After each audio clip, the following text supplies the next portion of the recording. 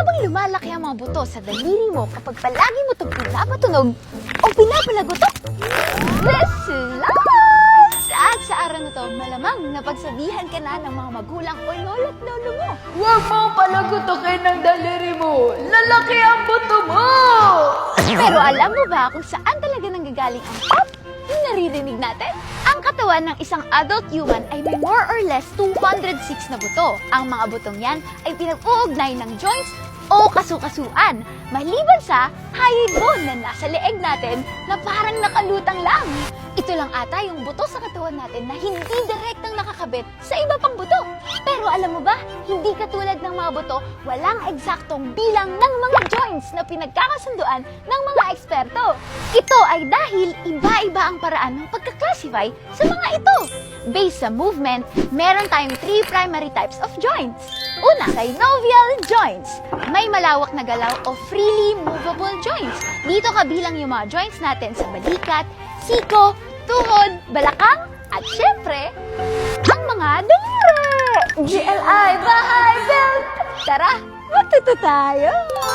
Ito rin yung type ng joint na kaya nating patunagin o palagatukin. Pangalawa, cartilaginous joints o semi-movable joints. Kaunti lang ang galaw nito pero mas matibay at mas stable.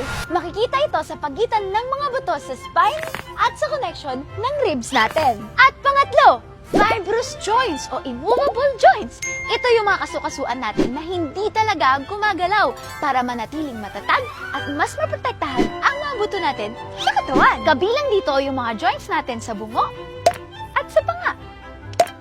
Kaya kapag nagpapalagutok tayo ng daliri, hindi buto yung tumutunog.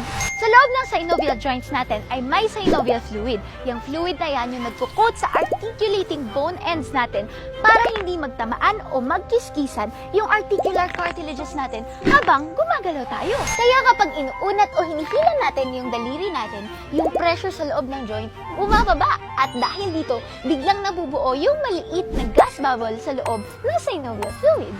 Yung mabilis na pagbuo ng gas bubble na ito ang pinaniniwala ang dahilan ng pop na naririnig natin. Kaya hindi talaga yung buto natin ang lumalagatok. Wala ring strong evidence na lumalaki ang mga buto sa daliri dahil lang sa pagpapatunog nito. Pero tandaan, kapag ginagawa mo to ng sobrang lakas o pinipilit kahit masakit na, pwede nito ma-irritate ang mga ligaments, tendons o soft tissues sa paligid ng joints mo at magkokosto ng inflammation.